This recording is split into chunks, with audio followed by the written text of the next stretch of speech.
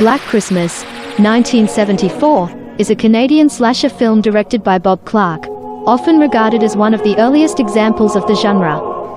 Set during the holiday season, the film follows a group of sorority sisters at a university campus in an unnamed town.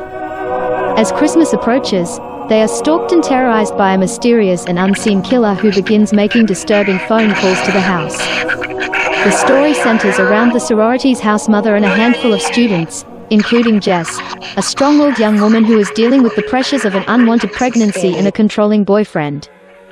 As the calls become more menacing and the deaths start piling up, the group realizes that they are being hunted by a sadistic, anonymous killer. Tensions escalate as the killer's identity remains unclear, and the girls struggle to survive the deadly game he is playing. The film is notable for its atmosphere of dread, minimal gore, and strong psychological tension, and it is often credited with influencing later slasher films, particularly the Halloween franchise. The film concludes with an eerie and unresolved ending, leaving the fate of the remaining survivors ambiguous, adding to the chilling tone. Black Christmas is a haunting and innovative thriller that blends holiday cheer with horror, making it a classic in the genre. Hey guys, welcome to the Retro Media Talk podcast. I'm Steve Montgomery here with Steve Lego. He's back for another podcast. This time we're doing a full podcast. This is a very dark Christmas film, but you know it's a holiday favorite, and it's called Black Christmas. Came out in 1974, and it's just I don't know. It just, to me, it stuck with me so many years that it's become a holiday favorite, in the opposite of family friendly. So Steve, I've been bugging you about watching this movie for a good year, or a couple years maybe, I don't know. When we first started that podcast, we were doing Christmas films. I was talking about Black Christmas and wanting you to watch it. You never saw it, so you watched it, and go ahead and give me your take on it. I know it's I liked it. I was expecting it to be like I said, a really gory horror slasher, but I mean it wasn't really that at all. And it was good though. I mean, it kept my attention, and it was very 70s. It was very, very 70s. Don't the 70s though don't the 70s just have a more creepy look to them though, and horror? Yeah, I don't know. I mean, probably more the 80s for me is more creepy. Okay. But yeah, it was good, and like I said, it reminded me a little bit of just like when the killer would attack somebody. It kind of reminded me of Halloween. It kind of had a Halloween vibe to it, but it was it was good. I liked it. I mean, it kept my attention. Yeah, certainly, what's cool? It had no festivity, other than the fact that there was carolers in there. You wouldn't have known that it was Christmas. Let's put it that way. Well, the lights. Yeah.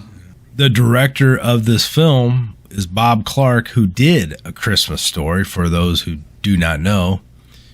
So, to me, it's the most iconic Christmas horror film. And then Bob Clark directs the most iconic family-friendly Christmas film. It's quite outstanding how he did two Christmas films with that much, reputation, I guess. And so one thing you probably don't know, Steve, and I'll give you a little tidbit I just learned.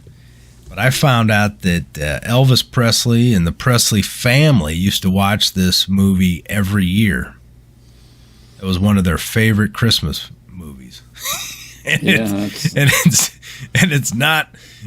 not your typical Christmas joyous film, But that was pretty crazy. I saw that in the special features. They were talking about it, how they told him that. And one other thing with the main star, Olivia Hussey, She also starred in Romeo and Juliet in 1968. Got big from that.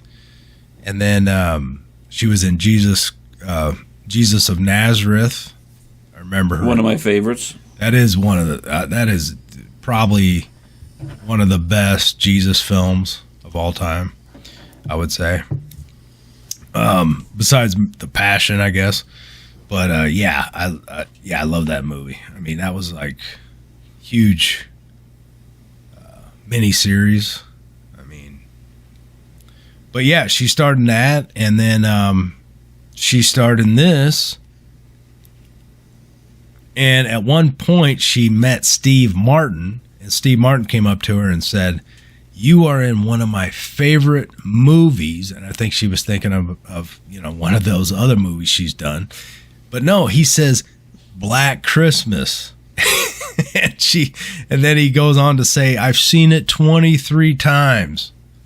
So I thought that was pretty crazy when I heard that. Just goes to show you, man, that there's people out there that don't just like the mainstream type of movies. Yeah. And you could there's a lot of elements of Black Christmas to me that really stick with you, like the girl with the bag over the head. I mean, that has always stuck with me, the image through the window with her rocking, in the rocking chair, the bag over her head. I always loved that scene, and it's been fresh since I was a young kid when I saw that. I don't know, something about that with her eyes open and the bag over the head. It was just creepy to me. Yeah. But then the prank calls. One thing I thought was crazy is because the prank calls are pretty,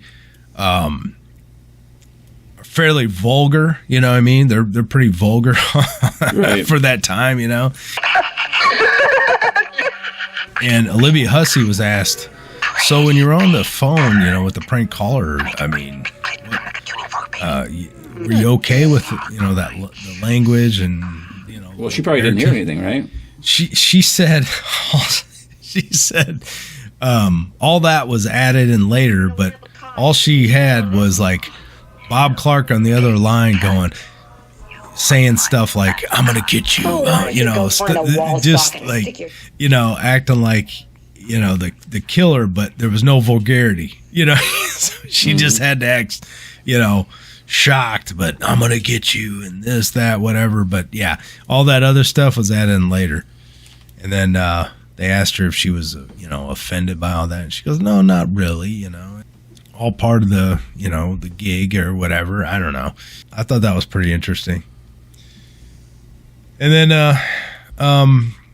one thing is about Bob Clark, he did several movies that a lot of people are probably fond of. I mean, he did Porky's. He did Children Shouldn't Play with Dead Things, which most people probably, a lot of people probably don't know that film. That was one of his first horror films. And then Death Dream was another one, and then this was his third one. But Children Shouldn't Play with Dead Things, I remember my dad watching that one time, and that's where I got my horror film fascination, because he'd always watch them, and of course I was too young to watch them at the time, but some reason he'd say a title and I'd remember it. But it's got some comedy and horror in it. But Black Christmas, it was made in Canada, came over here to the States. They changed the title twice. One was Silent Night, Evil Night, and the other one was the title. I remember watching it as a kid. I spent the night at a friend of mine's mom's house. Lived on the same street for a short time. We were scanning the channels, ran across HBO, and it was a film that came on, and it was those eerie carols when it opens, and it said "A Stranger in the House." We watched it, and we were both creeped out the whole way through. It just had that eerie, unsettling feeling, And yeah, I was it really made an impression on me as a young kid. But I remember that title; it always stuck with me. And I was like, was this the film? Because I couldn't find any information. And then for the longest time, and then the alternative title sequences in the special features of the Blu-ray, I saw Silent Night, Evil Night in one sequence, and then A Stranger in the House. So yes, both titles are in the special features of the Blu-ray. So I thought that was cool. So they changed that because black exploitation was big in the 70s. They didn't want it to get confusing, I guess. People thinking that Black Christmas was a black exploitation film or something. That was what I read. Or that's what I heard in the special features. Yes. But yeah, Black Christmas was one of the first horror films to really use the point of view POV shots from the killer's perspective. And one of my other favorite films, obviously, is Halloween. So we get that first opening scene similar to Halloween, like you said. It had that Halloween feel to it, look or whatever. Mm-hmm. Isn't that what you said? Yep. Yeah. So the funny thing about that is John Carpenter really loved Black Christmas, and he came to Bob Clark and he was asking him, hey, do you ever plan on doing a sequel? Well, Bob Clark said, no, this is my last horror film. I'm not going to do a sequel to it. And he said, well, if you were going to do a sequel, what would you do? Bob Clark replied and said, well, what I would do is have him escape the house. Okay. And then he would come back a year later to the same house, but instead of Christmas, it would be on Halloween, and I would name it Halloween. And I was like, oh my gosh. Talk about inspiration. So John Carpenter definitely took the idea of Halloween from Bob Clark, I would say, and turned it into his own film. And then, in the Q&A that Bob Clark was giving at this theater, he said, John Carpenter did not rip that idea off. He made it his own. He did all the music. So don't think he ripped it off. That was just our conversation. And he took, he just made another holiday movie, but he made it his own, So I thought that was pretty cool. Bob Clark wasn't like pissed off or something. It's like, but John, you took my idea, Instead of escaping the house, he escapes a sanitarium or a mental institution, whatever. It's just kind of funny how that happened. And John Carpenter has a similar little, style in the opening, especially, with the POV shot. Hey guys, are you looking for the best non-toxic, fluoride-free toothpaste available? Well, I've got it. It's Coral Nano Silver Toothpaste. And you, right now, can get a discount using our special coupon code, STEVE92038. This toothpaste uses revolutionary, high-quality natural ingredients scientifically proven to keep your mouth fresh and clean without the use of harsh chemicals. All natural ingredients, none of the bad stuff. CORAL toothpaste.com. CORAL toothpaste.com. Steve92038 and get 15% off any order. Steve92038. But I think the 70s, dude, just has the most iconic, some of the most iconic horror films, besides the 80s, of course, but they just had more, I just think they were more creepy in a way. Like Texas Chainsaw Massacre, all those different horror films that came out. I mean, The Exorcist is still the scariest film I've ever seen. even though I won't, I refuse to watch it anymore. But What movie? The Exorcist. Oh, yes. I mean, tell me that ain't the scariest movie. I mean, for me, that's the scariest horror film. Not because, just because it's too realistic in a way. It's too, I don't know. I mean, if you believe in demon possession like I do, that's a creepy film. And then the Amityville Horror is a pretty scary film, I thought. But yeah, it's not even close to The Exorcist, though. No, it's not, but it always creeped me out. One thing we should note that Bob Clark died on April 4th, 2007 on the Pacific Coast Highway in Los Angeles, California. He died with his 22-year-old son, Ariel. They were struck head-on by a vehicle driven by a drunk driver. Very sad end to his life. Some of the other movies he did, you might not know. Let's see here. But he did a movie back in 1990 with Gene Hackman and Dan Aykroyd called Loose Cannons. I remember that one. I barely remember it, but I remember watching. I think it was pretty funny. Turk 182.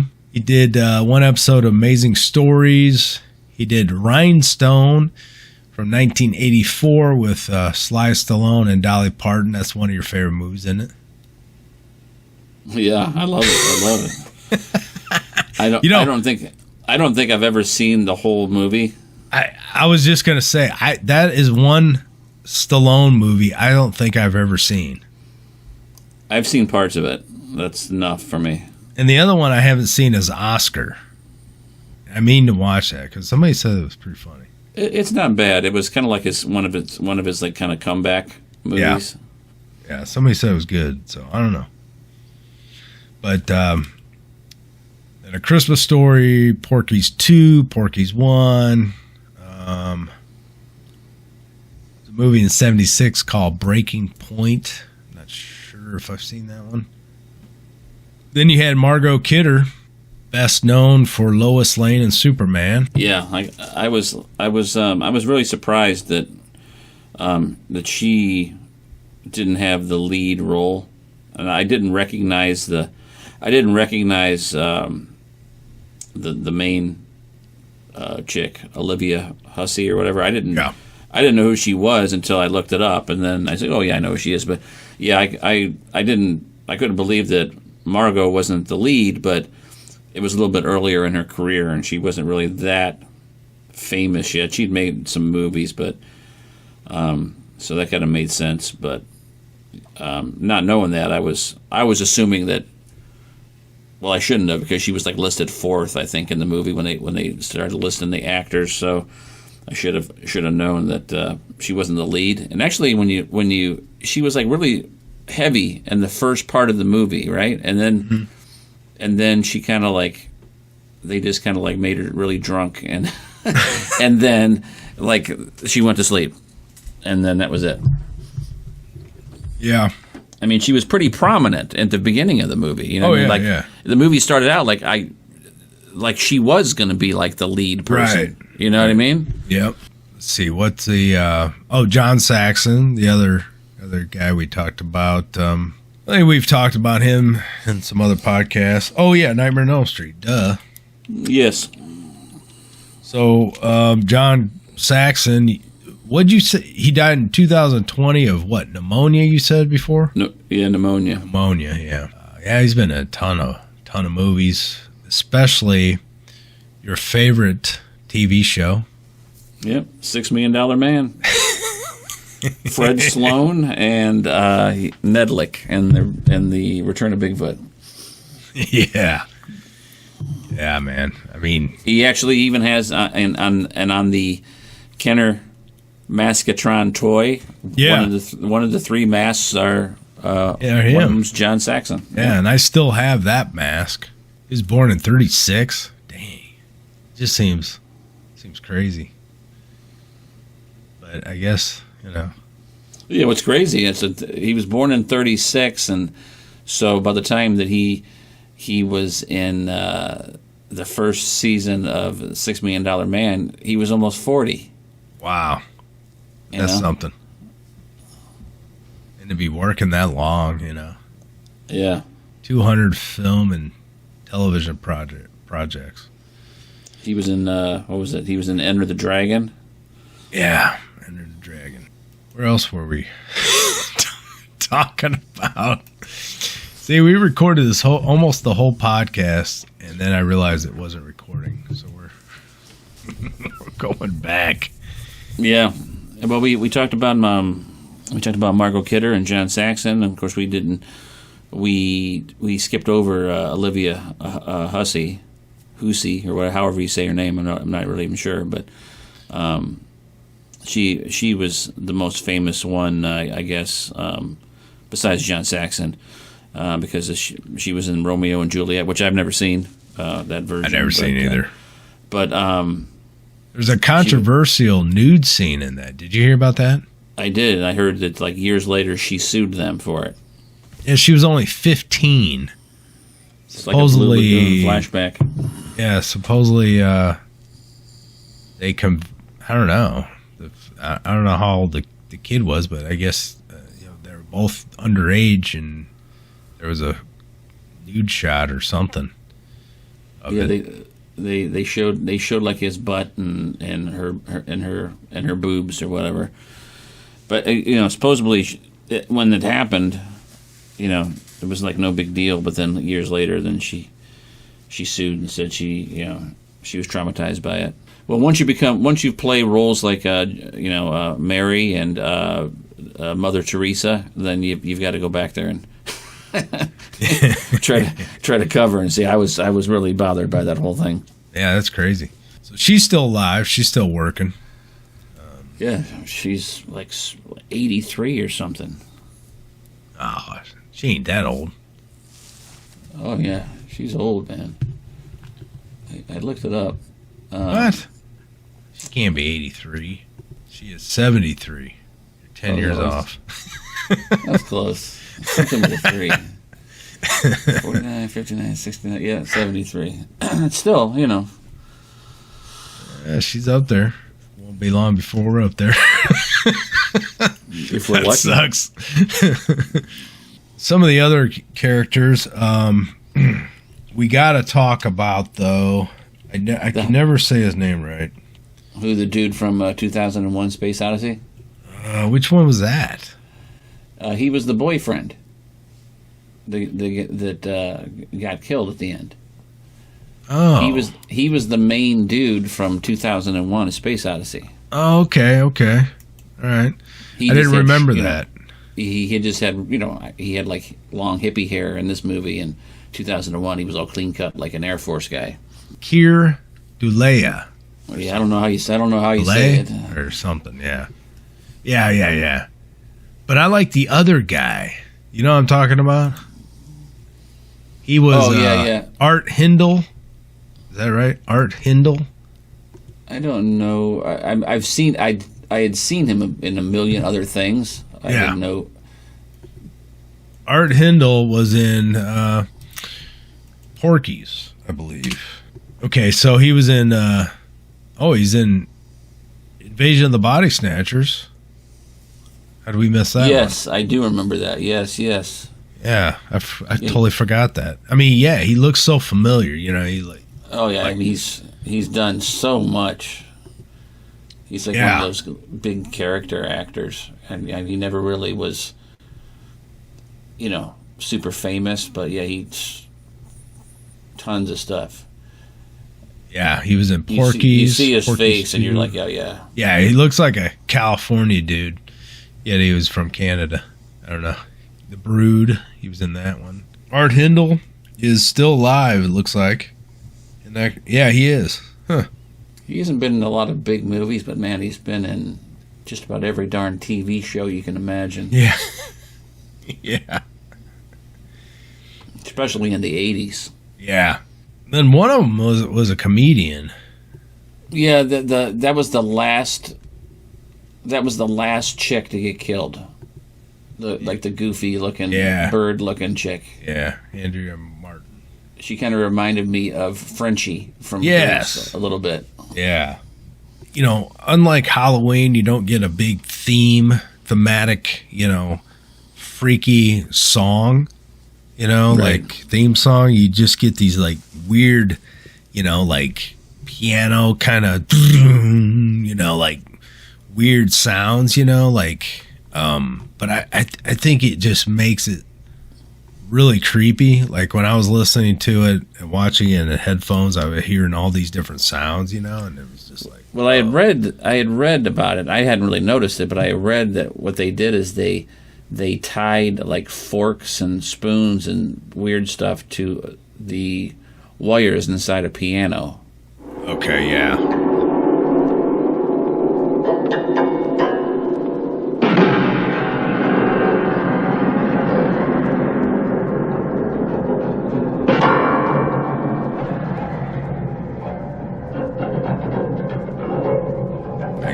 Now this is a spoiler alert for anybody who's not seen Black Christmas. We're gonna kind of spoil it for you, I guess.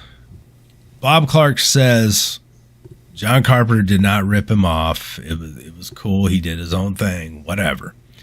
But he did say When a Stranger Calls totally ripped him off. And the movie When a Stranger Calls came out in like 80, I think. Something like that.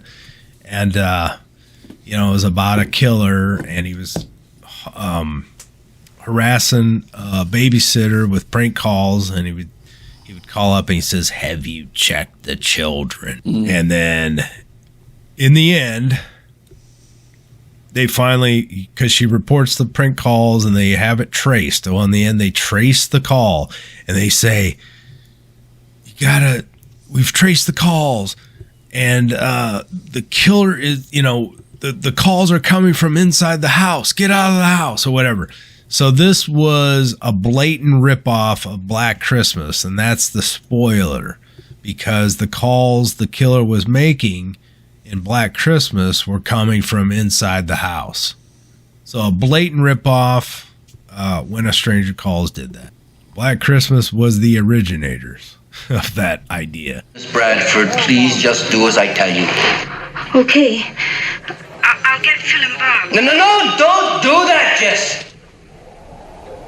Jess, the caller is in the house. The calls are coming from the house. Jess! Jess, get up! And don't go up there. You never find out who the killer is. That may bother some people, but I thought for this movie it works. Yeah, it didn't bother me. And then you really don't know why he's killing people. You know, he's got this split personality thing going with multiple voices and things going on, and then you find out through Bob Clark in the special features that, you know, he's talking about, well, you know, you kind of find out that Billy, you know, maybe killed his sister Agnes or killed the family. There's all these different things that kind of, you know, don't tell him what we did, Billy, or I don't know, whatever the line was. You know, he's having a conversation, Billy and his sister Agnes, and, you know, they can never find out what we did, or, you know, all this stuff. So you're led to believe, did Billy kill his family? Did Billy kill his sister and family? Or, you know, it's weird. But I like that, because you're like, whoa, this guy's a total nutball. And, you know, you really don't know what the hell's going on. He's just having a mental breakdown and then killing these people in the sorority house, you know. Right. Hello? Who's there?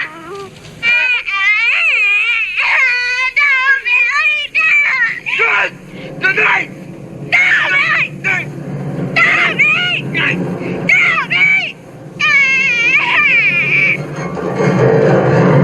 What your mother and I must know is...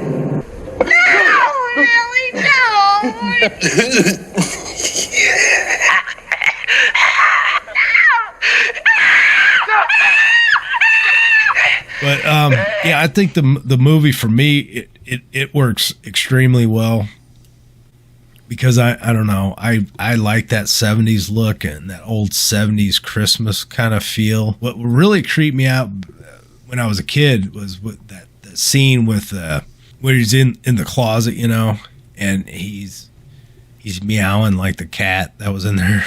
Mm-hmm. Meow, you know, I don't know that. I always jumped at that scene, you know, where she gets close to that, you know, the closet, and then the killer grabs her, you know. And then, like I said, the bag over the head, that was just, ooh, gave me chills. But yeah, we're kind of desensitized now with all the shock value, you know, and gore these days. So yeah, you're expecting more gore and shit, and you don't see nothing in this film. No. That's what's kind of brilliant about it. I mean, you know, you just use your imagination for the death scenes. And then the old lady with the hook, I mean, it looked painful, but you didn't see nothing. You know, when he throws that hook at her, you know, it's like... Balls. She always say that. Balls. Yeah. She was kind of funny. Hiding her alcohol everywhere. Taking shots here and there, and then Bob Clark said that was loosely, well, it was kind of based on his aunt would do the same thing, hide bottles of alcohol, you know, liquor everywhere. And did we go over Margot Kidder's death? No, again? Huh? No, we didn't. Okay, so Margot Kidder died in 2018, May 13th, at age 69. She died from a drug and alcohol overdose. Which that's another You know what? That's another tragic death in this this whole story. If you think about it, Bob Clark, Saxon died of pneumonia. Well, I don't know about the old lady. The old lady died of something though early on. It's like in the 80s, I think. Yeah, she wasn't young. She was like 60 or something, 61 when she died. The dude that played like the I don't know if he was the sheriff or the... Oh, yeah. That's right. The guy that they're making fun of him for the fellatio comment. Yeah, he's still alive. Oh, he's still alive? 89 years old.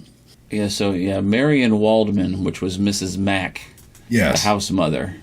Yeah, she was 61 when she died. They don't say. I thought it said somewhere, but yeah, undisclosed. Really? Okay. Yeah. Well, shit. But yeah, is there anything else we need to add about this movie? No, I don't think so. I think it was better than I expected it to be. So I don't know that it'll be on my my yearly Christmas watch list or not. But it wasn't bad. I've definitely seen a lot worse old horror movies. You know, there's so many Christmas movies I can't get to every year, so it's kind of like a every other year movie. I mean, you know, there's so many, you can't fit them all in, you know? Yeah, I haven't really watched that many this year myself. I know, I haven't had a lot of time. I started watching the Christmas Story sequel the other day, and I watched Planes, Trains, and Automobiles on Thanksgiving, but love that one. I'm thinking about, because they're playing it in the theater today, tomorrow, and Tuesday. I'm thinking about going to see White Christmas. I don't know though. Oh wow, yeah. Yeah, I bought that in Holiday Inn on Blu-ray last year, and I haven't had a chance to watch them yet. Yeah, so I might just watch it on Blu-ray instead of spending $15 at the theater. Yeah, you'll get better quality probably. Off on a different tangent, but was it 2 days ago? I watched that Christopher Reeve documentary. Oh, Superman. did you? Yeah, it was really good. It was really good. Tearjerker, I imagine. Yeah, I mean, the trailer gets you a little watery, but you know, but the documentary was pretty well paced, so it's it's just it didn't really dump it on you where you're all sobbing or anything. But I mean that you watch. Have you seen the trailer? The trailer is just so. I love the trailer. Yeah, it's so I mean it's so emotional. I mean, yeah, very, very. But it was really good. It was really good. So, where did you rent it or? No, it's on Max. So if you have, it's on Max. Okay. I was gonna run it, and then they popped it on Max this month. So I was like, I don't gotta pay now. I was waiting to see if they were gonna release it on Blu-ray or not. Oh, I'm sure they will. I'd like to buy it if they got cool special features. Might be some unreleased photos and footage, maybe. They had quite a bit. They had quite a bit of stuff in there from like his early roles and stuff like that, and some footage. Well, they used some footage from the special features from the Superman movies and stuff like that. But it was pretty cool. It was pretty cool. The guy had it. He had it rough, man. He had it rough. Really? It's me. You know what, man? I forgot the most important thing I wanted to add to this podcast. Do you know how old this movie is right now? 50 years. We should have opened with that. It's 50 years this year. As a matter of fact, December. I just read somewhere to celebrate the 50th that they're doing some they're playing it around the country in 4K.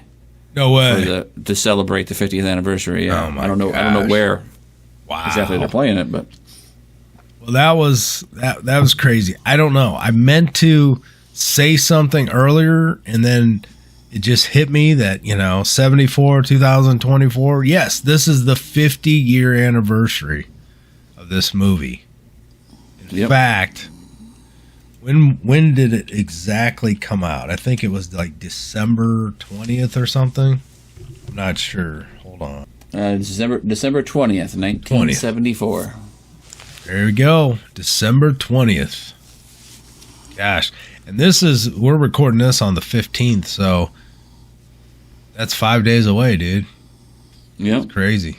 5 days away. 50 years. Man, holy cow. Talk about sounding old.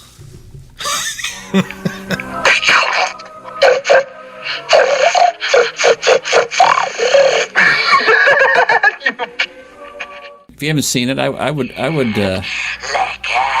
it. It's like I said, it's not a very festive film, but it's definitely something to check out. It's worth the watch.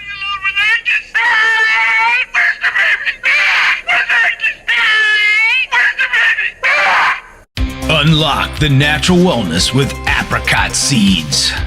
With about 1,500 seeds in each container, you have a rich source of B17 laetrile, which many believe supports health in many ways. Each seed is a step forward, embracing a healthier lifestyle, carefully selected and tested to ensure you get the best nature offers. If you want 10% off these bitter raw apricot seeds that are non-GMO, gluten-free, vegan, raw, and kosher, use our special coupon code HEALTHYLIFE to get 10% off.